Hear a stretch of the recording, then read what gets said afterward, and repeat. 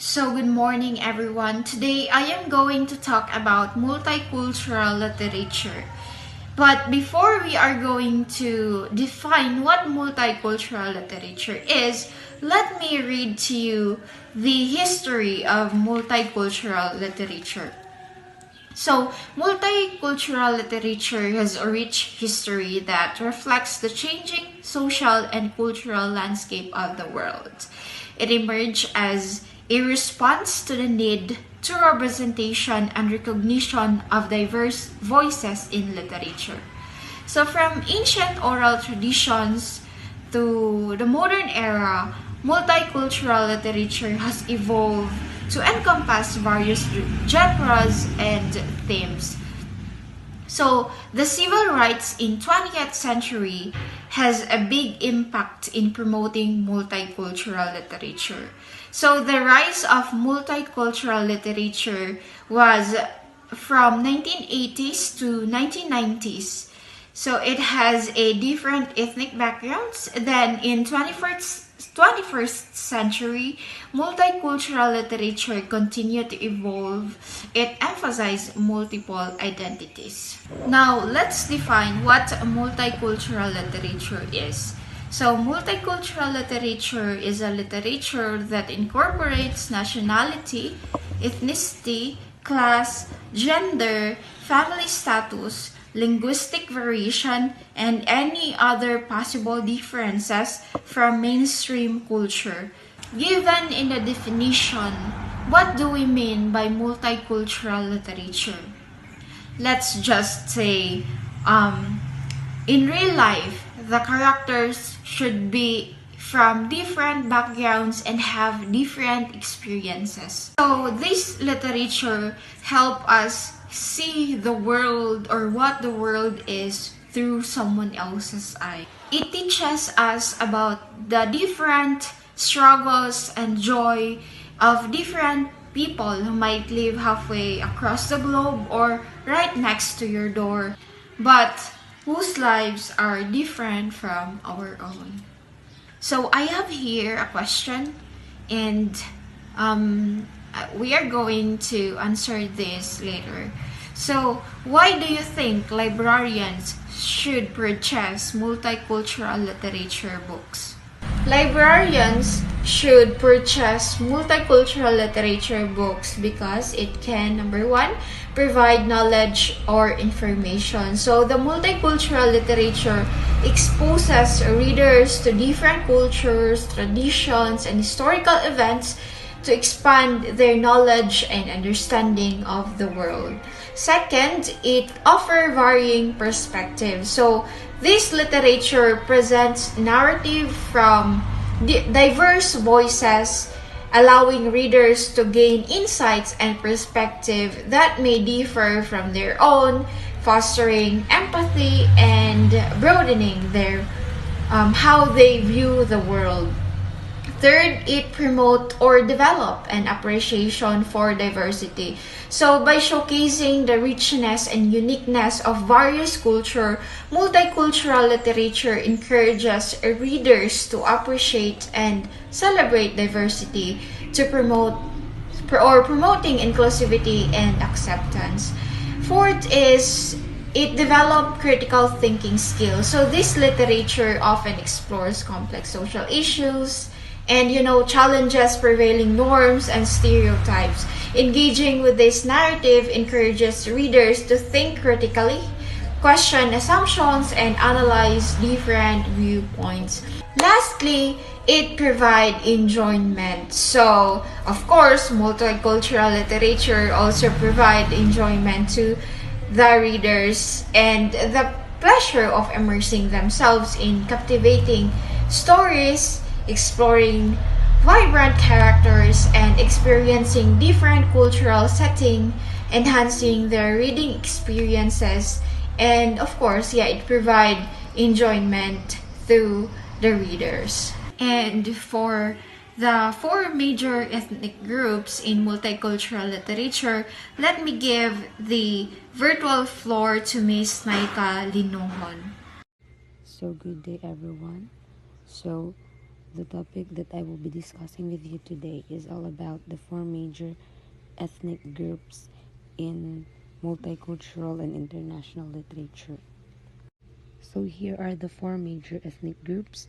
The first is the African American literature. Second is the Latinx or the Latino literature. Third is Asian American literature, and the last one is the Native American literature. Next is the African American literature. African American literature is a corpus or a compilation of fictional, dramatic, and poetic works that was produced by the American writers of the African descent. From the groundbreaking of the Harlem Renaissance to the contemporary that delve into the Black Americans' experiences, they are not just historical artifacts but bold work of arts that challenge conventions, evoke emotions, illuminate the complexities of race, identity, and social justice, enjoying their elegant language with daring structures and evocative characters while gaining insight the power of Black storytelling. So here are the books of the African American literature. First is Cain by Jean Toomer in 1923. This is a singular novel by Jean Toomer. This book, Cain, blends with prose, verse, and drama to depict the struggles of black women in changing South, showcasing his versatile talent beyond poetry and essays. Second is The Quicksand by Nella Larson in 1928. Nella draws from her own background to depict the journey of the Helga Crane of a biracial woman searching for belonging in both Denmark and the American South during the 1920s. Moving forward to the next one, which is the Latinx or the Latino literature. It was originated from the Latin American authors, encompasses a wide range of stories across generations, with modern authors reshaping the cultural identity in storytelling. The House of the Spirits by Isabel Allende is this is the Isabel's debut novel, captivating family saga set in the post-colonial Chile, which is all about following the three generations of the Truba family through political upheavals and showcasing the resilience of a Chilean women.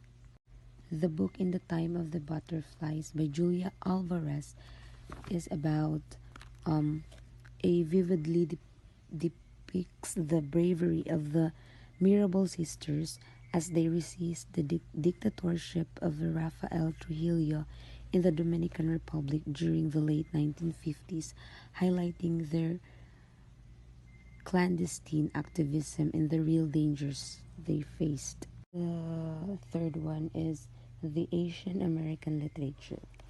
In the 1960s and 1970s, Asian Americans term was codified to express a shared cultural heritage among Americans whose descendants hailed from Asia. Yet the contributions to American culture and industry made by Asian Americans far predates the invention of this label. So, Mrs. Spring Fragrance by Sri Sinfar, published in 1912 under the pen name of Edith Mode Eaton, is a collection of short stories that challenges a negative stereotypes about Chinese culture and explores the immigrant experiences, making it one of the earliest works of fiction by a mixed-race Asian American writer. The second one is America is in the Heart by Carlos Bulusan, a Filipino writer, published in 1946, which depicts the struggles of a Filipino immigrant in the United States during a time of significant political and social change, exploring themes of racism, discrimination, and the immigrant experience in the Pacific Northwest, California. So let's move on to the last topic, or to the last ethnic group, which is about the Native Americans literature. It encompasses the both traditional and oral written forms spanning the ancient hieroglyphic writings to contemporary poetry and fiction. The Native American Renaissance, starting in the 1960s, marked a pivotal moment as Native American writers began to assert their voices, contributing to a rich literary tradition and reshaping the American imagination. The first book is The Heartbeat of the Wounded Knee, which was written by David Truer. The chronicles of the history of the Native American resilience and the resistance from the 19th century to the present day. Truer challenges the traditional narrative of Native American decline following the Wounded Knee massacre, highlighting instead of ongoing vitality and diversity of indigenous cultures. Through personal stories and historical analysis, he portrays a narrative of survival, adaptation, and perseverance amidst centuries of adversity. And the last book is There by Tommy Orange. It is a tapestry of Native American lives. In There by Tommy Orange weaves together the stories of the 12 Native American characters who are all heading towards the same event, the Big Auckland Powwow, each character grappling with their Native American identity in modern America, carries their own intricate blends of struggles, triumphs, and relentless yearning for authenticity. And I think that concludes my part. Thank you for listening. Hello everyone, I am Christine B. Rodriguez from BSc English, and today we will delve into our discussion on multicultural literature. This is a topic close to my heart as it opens up a world of diverse perspectives and rich narratives. In my personal experience, reading multicultural literature has broadened my understanding of cultures beyond my own. It has allowed me to empathize with characters from different backgrounds and experiences. I'd like to share one of my favorite multicultural books. The title is Just As, Be Different, Be Brave, Be You. It is by Sonia Sotomayor and Rafael Lopez. This book celebrates the different abilities of the kids and the author's own experience as a child diagnosed with diabetes. Let's proceed to what are the guidelines in selecting a multicultural literature. These are the authentic representation, diverse perspectives, own voices, avoid stereotypes, sensitivity and respect, accuracy and research, age appropriateness, and reviews and recommendations. This guide to selecting multicultural literature is intended to encourage broader use of this literature by offering guidelines for selecting titles. Guidelines are unfortunately still necessary because culturally biased books continue to be published and even to receive awards. Moreover, it is difficult for any one teacher to evaluate books from so many different cultures, both within the United States and around the globe. Research suggests that at the secondary level, the choice of authors has remained remarkably resilient since English coalesced as a school subject at the end of the 19th century. While the elementary level has seen some broadening of selection, standard book lists for selecting literature continue to recommend few multicultural texts. In simpler terms, the challenge we face when it comes to selecting literature is that we often stick to the same old classic books and don't make room for new and diverse ones. This is especially true in secondary education, where the choice of authors has remained largely unchanged since the late 18s. when English became a school subject. Even at the elementary level, there has been some progress in including more diverse text, but the recommended book list still tend to have very few multicultural books. Essentially, what this means is that we tend to rely on the same traditional books and authors when choosing literature for students. This lack of diversity can limit students' exposures to different cultures, perspectives, and experiences. It's important for us to broaden our selection and include more multicultural texts that reflect the diversity of our society.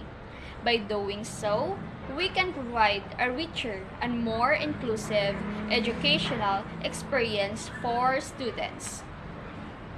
One of the key challenges in selecting multicultural literature is ensuring the inclusion of cultures that have been historically marginalized, and these are the strategies that we can apply.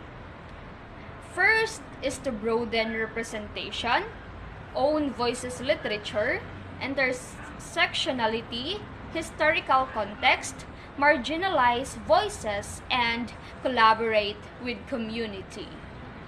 So these are the two of the criteria when choosing multicultural literature books. First is the cultural integrity. This means that the chosen works should accurately and respectfully represent the culture they are portraying. They should provide an authentic and genuine reflection of the beliefs, values, traditions, and experiences of the culture. It's important to choose works that are created by authors from within the culture or have a deep understanding and respect for it. Second is avoiding exoticism. Exoticism refers to the tendency to portray a culture as strange, mysterious, or overly different from one's own, often emphasizing superficial or stereotypical aspects. By considering these criteria, we can ensure that the literature we choose promotes cultural understanding, respect, and appreciation. We need to be mindful of our audience and the preconceptions they bring to our reading. Thus, a novel of horrors set in Africa, such as Heart of Darkness, reinforces student notions about Africa being mysterious and dangerous. Similarly, stories focusing on violence in African American characters may reinforce notions about violence in this community. And now, I'd love to hear your thoughts on this. How has multicultural literature influenced your understanding of different cultures? Can you share a book that left a significant impact on you? Wow, that's a great point, General Lin. I agree that multicultural literature has the power to break down stereotypes and foster understanding.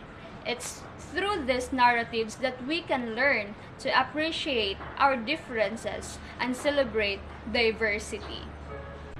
Thank you all for such an engaging discussion. It's clear that multicultural literature plays a crucial role in promoting cultural understanding and empathy. Let's continue to explore these diverse narratives and share our learnings in future discussions. Good day, students. Today, we're going to dive into the fascinating world of international literature. Have you ever wondered about the stories and perspectives that come from different countries and cultures? Well, that's exactly what we're going to explore today. So let's dive right in.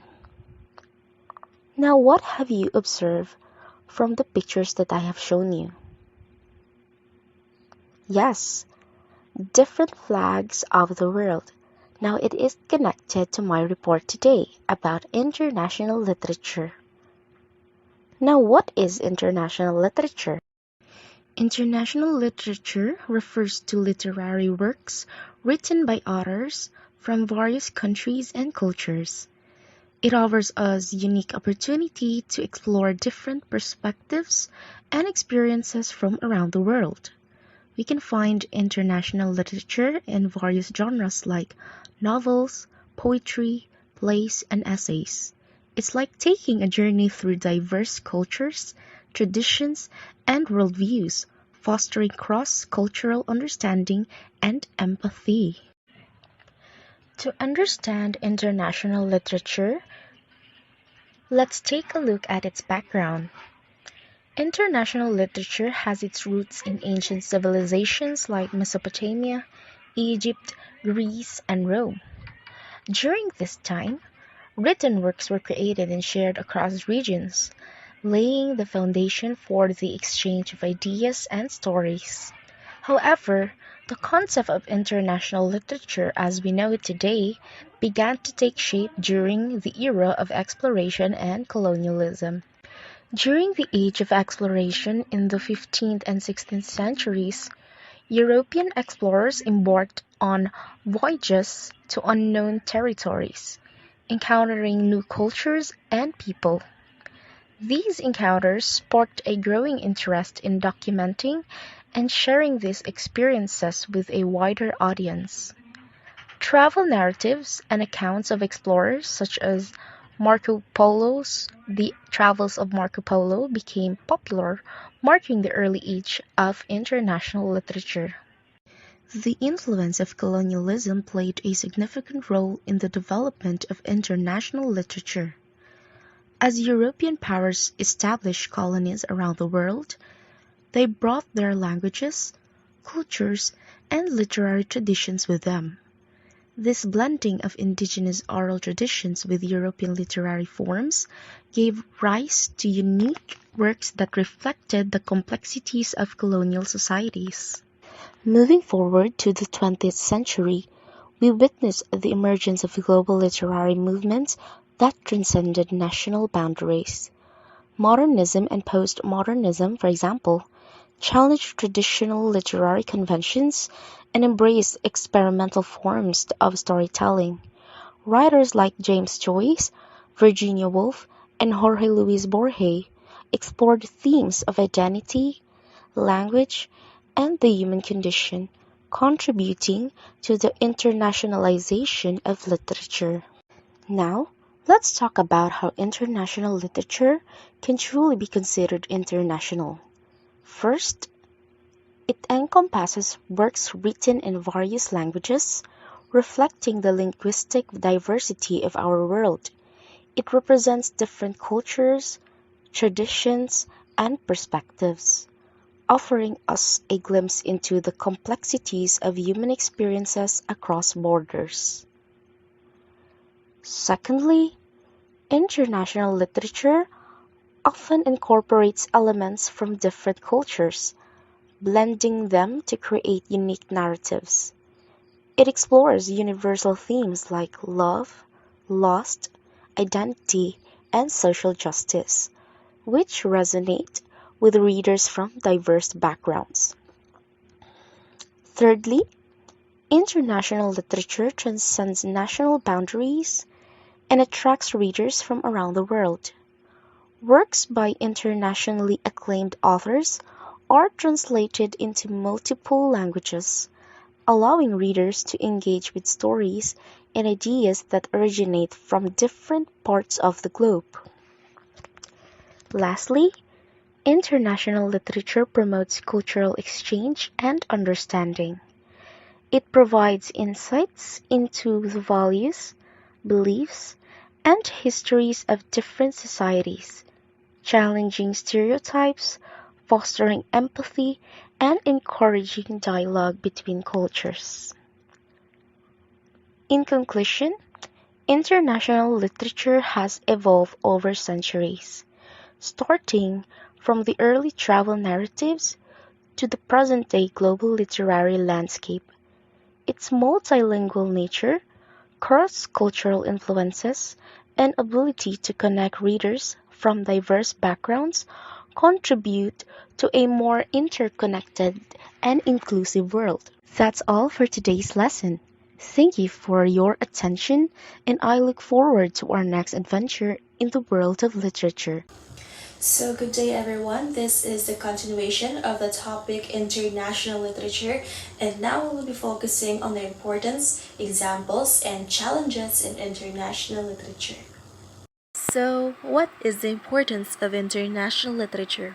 Reading international literature is important for all ages. International literature can cover major issues around the world, or it can simply teach people the ways other cultures do things.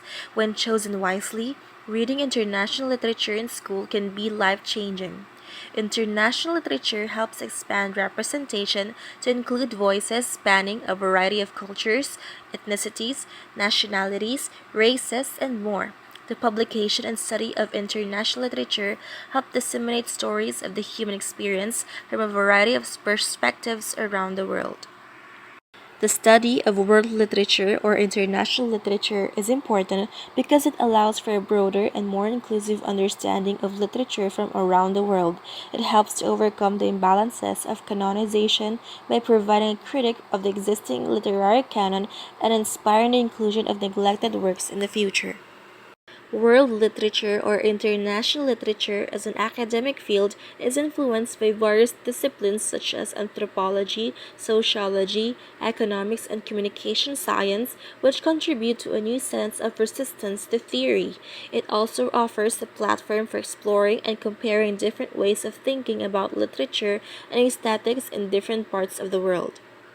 Overall, the study of international literature helps to foster a global perspective and promotes cultural exchange and understanding.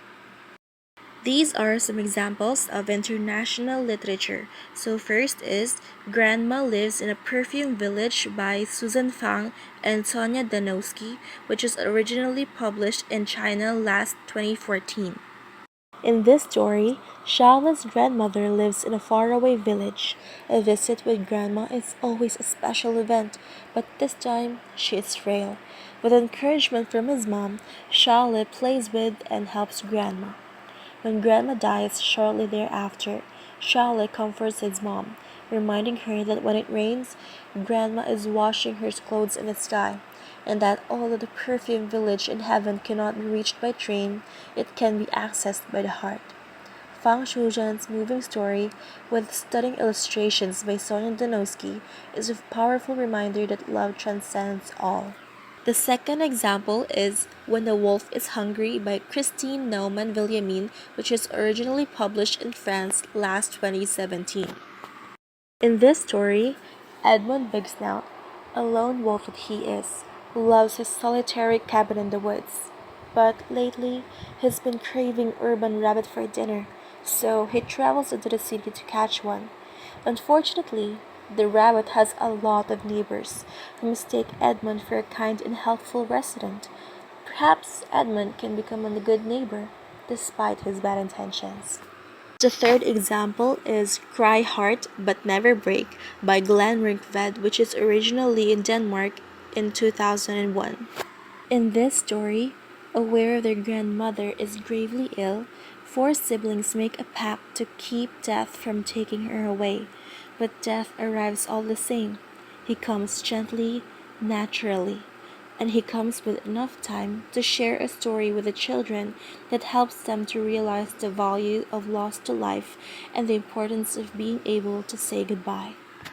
The last example is The Stranger by Albert Camus, which was originally published in France in 1942. In this story, Mersault, the narrator of Albert Camus' novel The Stranger 1942, is a kind of man who doesn't cry at his own mother's funeral. Feeling detached from society and other human beings, Mersault drifts through life, lost in his own thoughts.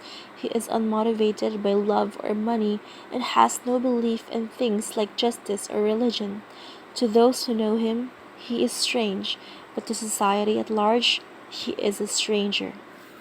Like other types of literature, international literature also faces several common challenges. First, Translation and cultural adaptation.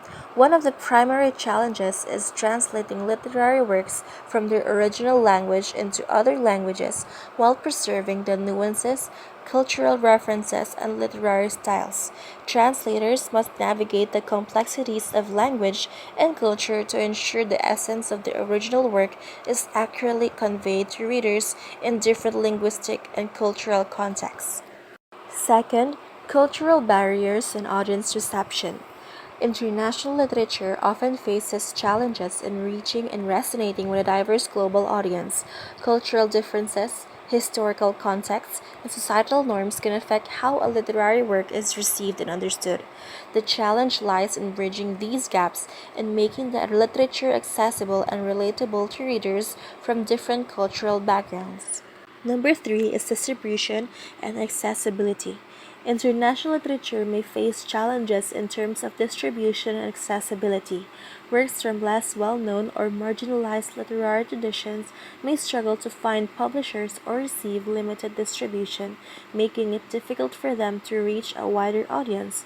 Additionally, barriers such as limited availability in bookstores or high costs can hinder access to international literature. The fourth one is promotion and recognition.